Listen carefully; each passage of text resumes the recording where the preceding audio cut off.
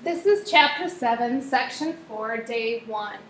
We're focusing on the properties of logarithms to be able to simplify logarithmic expressions and to be able to translate a log into any base. So we're going to be using the change of base formula. Just go ahead and write the topic down. And then we have three properties. Go ahead and pause and write down these three properties.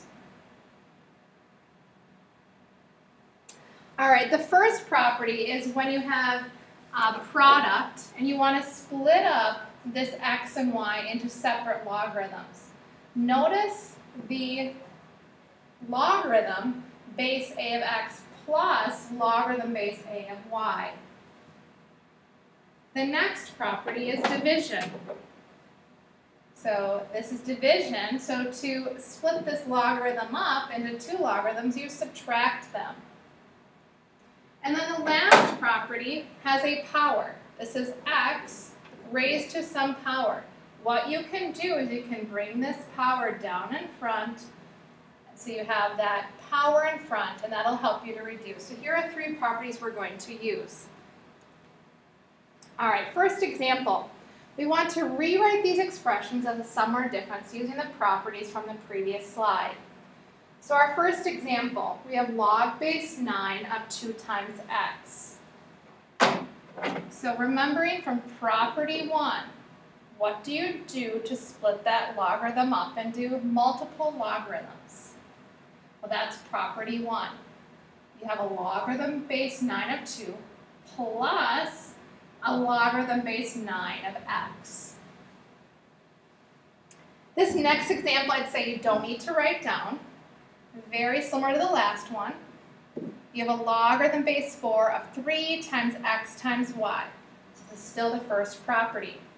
We have a logarithm base 4 of 3 plus a logarithm base 4 of x plus a logarithm base 4 of y. All right, let's go to this next example. Logarithm base 2 of 5 divided by x.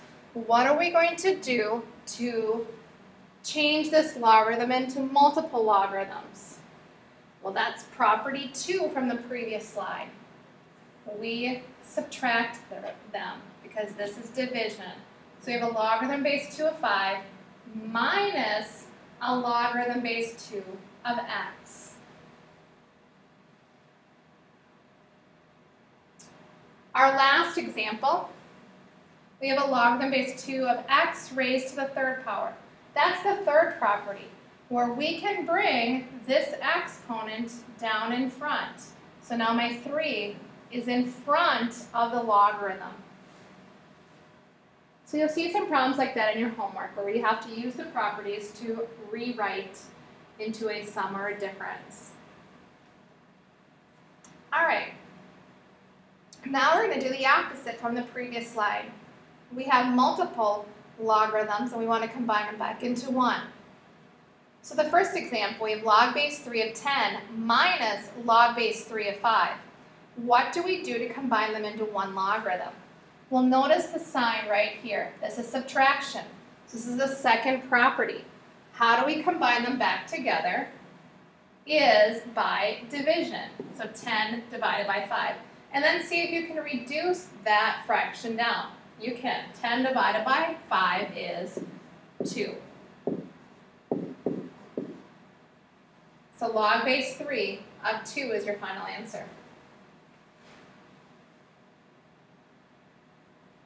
Our next example has 3 logarithms. Notice they all have the same base. They're all base b. So we can combine them into a single logarithm. First, let's take care of this. This is a plus. So remember what a plus, how you combine them together? Into multiplication.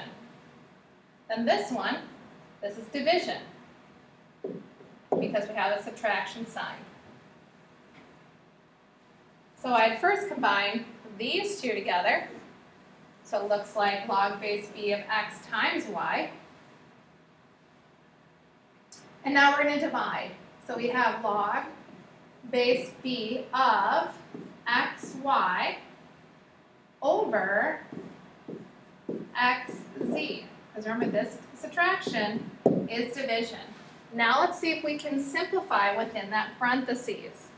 Does anything cancel out? Yes. And x cancels out. So our final answer then is log base b of y over z. The last example, we have a 7 and a 4 in front of our logarithms. So I've done the first step for you. We're going to bring those back up as exponents. So this 7 can be brought back up, and this 4 can be brought back up.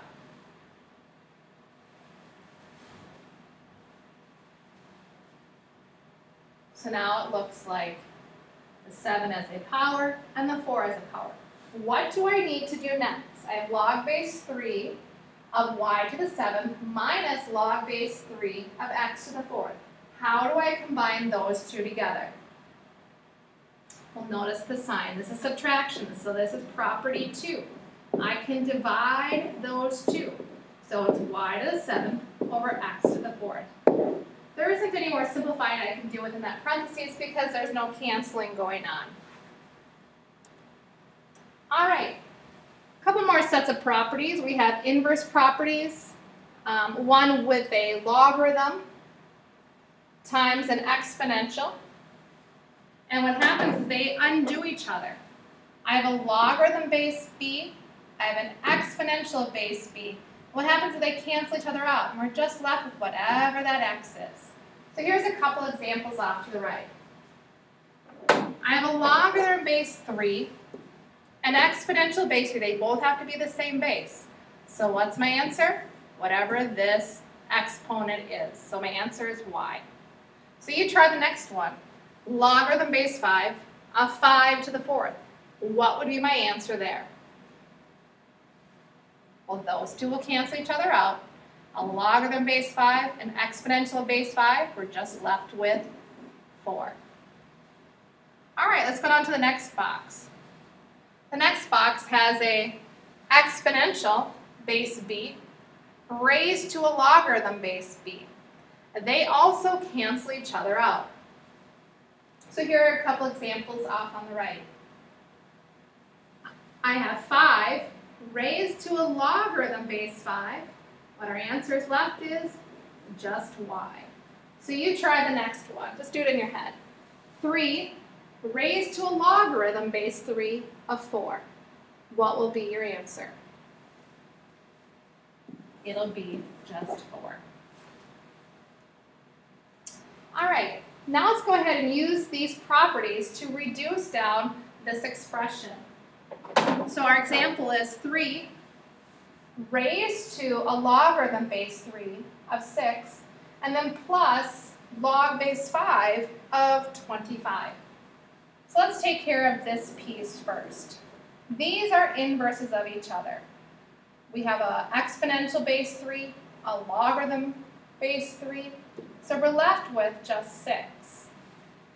Now, I'm going to rewrite this second term as a logarithm base 5, and then I'm going to change that 25 to 5 times 5, which is 5 squared. Now I can apply the inverse property again. These are inverses of each other. Log base 5, exponential base 5, so what am I left with? 2.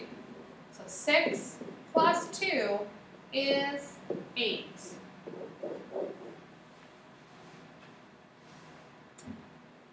Next example.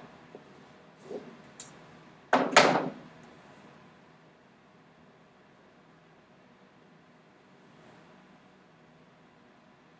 have a logarithm base 2 of 32 minus a logarithm base 5 of 3. Let's take care of this inverse property first. What happens to those is they undo each other, and we're just left with the 3. Now let's rewrite this logarithm base 2 of 32. 32 is the same thing as 2 to the 5th power. Well, now these are inverses of each other, so I'm just left with 5. So 5 minus 3 is 2.